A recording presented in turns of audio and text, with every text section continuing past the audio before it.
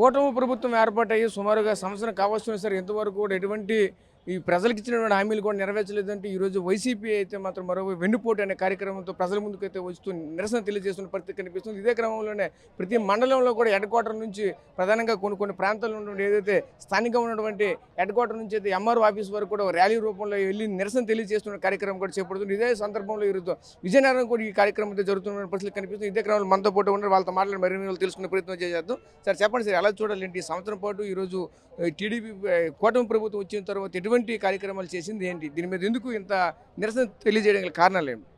ఈరోజు ఈ ప్రభుత్వానికి ఎన్నికలు రిజల్ట్ ప్రకటించిన రోజు ఈ 4వ తేదీ అంటే నాడు రాజకీయ జీవితాన్ని ఇచ్చిన ఎన్టీ రామారావు గారికి వెన్నుపోటు పొడిస్తే నేడు నమ్మి ఓట్లేసిన ప్రజలకు 5.5 కోట్ల తెలుగు ప్రజలకు చంద్రబాబు నాయుడు గారు వెన్నుపోటు పొడిచిన రోజుగా ఈరోజు వైఎస్ఆర్ కాంగ్రెస్ పార్టీ తరఫున వెన్నుపోటు దినంగా ఈరోజు రాష్ట్ర వ్యాప్తంగా ఈ కార్యక్రమాలు నిర్వహించడం జరుగుతుంది.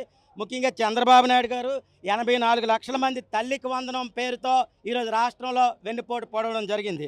1,80,00,000 మందికి ఆడబిడ్డ నిధి ఇస్తానని చెప్పి వారందరికి కూడా వెన్నుపోటు పొడిచిన రోజు. అలాగే 54 లక్షల మందికి రైతులకి రైతు భరోసా కేంద్రాలు ఎత్తేసి వాళ్ళకి రైతు సహాయం నిధి ఇవ్వకుండా రైతులకు వెన్నుపోటు పొడిచిన దినం ఈరోజు. 1 కోటి మంది నిరుద్యోగులకి నిరుద్యోగ భృతి ఇస్తానని చెప్పి యువతికి ఈ రాష్ట్రంలో మోసం చేసి వెన్నుపోటు పొడిచిన రోజు ఈరోజు. 2.5 కోట్ల మంది మహిళలకు ఈరోజు ఉచిత బస్ సౌకర్యం కల్పిస్తానని చెప్పి మహిళలు ఈరోజు వెన్నుపోటు పొడిచిన దినం ఈరోజు. అలాగే 2,66,000 మంది వాలంటీర్లకి ఉద్యోగాలు ఇస్తానని చెప్పి ఉద్యోగాలు ఇవ్వకపోగా వాలంటీర్లు కూడా నిరుద్యోగులుగా చేయటం.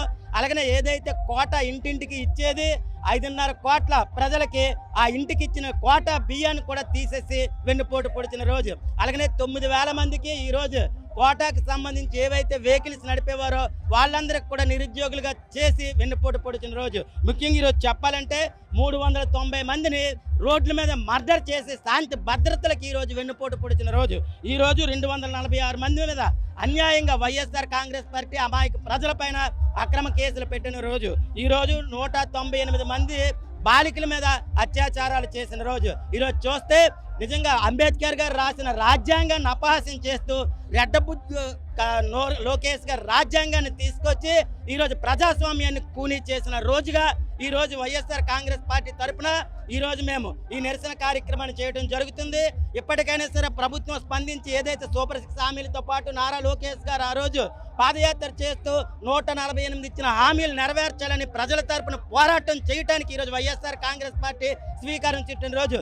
ఈ పోరాటం ద్వారా ప్రజలకు ఇచ్చిన హామీలు నెరవేర్చే వరకు కూడా ప్రజల తరపున పోరాడుతామని ఈ సందర్భంగా హెచ్చరిస్తున్నాం. మీరు చెప్పండి, ఎలా అనిపిస్తుంది అంటే ఈరోజు వెన్నుపోటు దినంగా అయితే ఈరోజు మీరంతా ముందుకెళ్తున్న పరిస్థితి కనిపిస్తుంది. ఏదైతే ఈరోజు ఉన్నటువంటి ఎంఆర్ఓ ఆఫీసును కూడా ముట్టడించిన పరిస్థితి కనిపిస్తుంది, ఎలా అనిపిస్తుంది అంతా? ఈరోజు ప్రజలు మోసపోయిన రోజు. ప్రజలను మోసగించిన మరొక్కసారి నేను మోసం చేయగలనని నిరూపించాడు చంద్రబాబు నాయుడు గారు.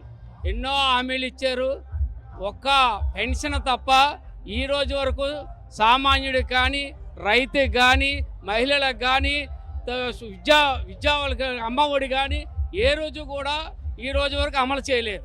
నిన్న మొన్న కూడా అమలు చేస్తారని ఒక బోటకప్పు మాట చెప్పి దానికి కూడా ప్రభుత్వ పాఠశాలలో చదివిన వాళ్ళకి మాత్రమే ఇస్తామని కూడా చెప్పడం జరుగుతుంది. దీన్ని బట్టి చూస్తే ఇంకా మోసం చేసి ఇంకెంతకాలం మోసం చేస్తారని ఈ దినం వైఎస్ఆర్ పార్టీ నిరసన దినంగా ప్రకటిస్తూ ఎంఆర్ఓకి మెమరాండం ఇవ్వడానికి నిర్ణయించుకున్నాం. మీరు చెప్పండి, ఎలా అనిపిస్తుంది అంటే ఈరోజు చూసుకుని వెన్నుపోటు దినంగా ఈరోజు ముందుకెళ్తున్న పరిస్థితి కనిపిస్తుంది, ఎలా అనిపిస్తుంది? ఈరోజు జూన్ 4 వెన్నుపోటు దినం అని జగన్మోహన్ రెడ్డి గారు నామకరణం చేయడం 100% కరెక్ట్. ఎందుకంటే ప్రజలు సంక్షేమ పథకాలు అన్నీ కూడా వస్తాయనే ఆశతో మహిళలు, బీసీ విద్యార్థులు అందరూ కూడా నమ్మి ఓట్లేసి గెలిపించినటువంటి ఈ రోజుని ప్రజలకి వంచిన దినంగా ప్రతి ఒక్కరికి కూడా వెన్నుపోటు పొడిచినటువంటి చంద్రబాబు నాయుడికి ఈ నామకరణం చేయడం 100% కరెక్ట్. పంచభక్ష పరవణాలతో విందు భోజనం పెట్టినటువంటి జగన్మోహన్ రెడ్డికి అంతకన్నా మించి నేను పెడతానని ప్రజలకి ఆశ చూపి 5 సంవత్సరాల్లోని ఊరించి ఒక్కొక్క కూరని ఒక్కొక్క లడ్డూని ఒక్కొక్క సంవత్సరం పెడతాను, లాస్ట్లో పంచభక్ష పరవణాలు పెడతాను అని అంటే ప్రజల ఆకలి దప్పిలతోటి ఉండేటువంటి ఈ ప్రభుత్వం తీర్చినటువంటి ప్రభుత్వానికి ఈరోజు ప్రజలందరూ కూడా వెన్నుపోటు దినంగా భావించి రానున్న 5 సంవత్సరాల్లోని 4 సంవత్సరాల్లో కూడా చంద్రబాబు నాయుడు తాలూకా మోసాలని క్లియర్ కట్గా అందరూ కూడా అర్థం చేసుకొని 5 సంవత్సరాల్లో జగన్మోహన్ రెడ్డిని మళ్ళీ గెలిపించుకునే దిశగా ప్రజలు ఉన్నారు అన్నది ఈ రోజు నిదర్శనం.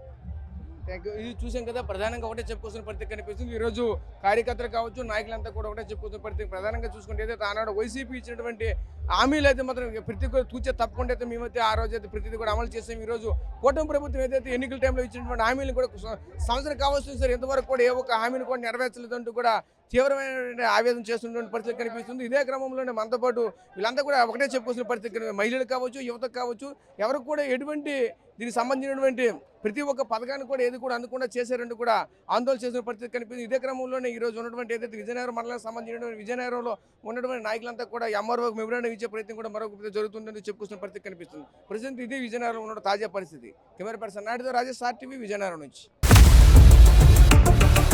ఇండియా పాకిస్తాన్ తాజా అప్డేట్స్ కోసం డౌన్లోడ్ చేసుకోండి RTV లైవ్ యాప్.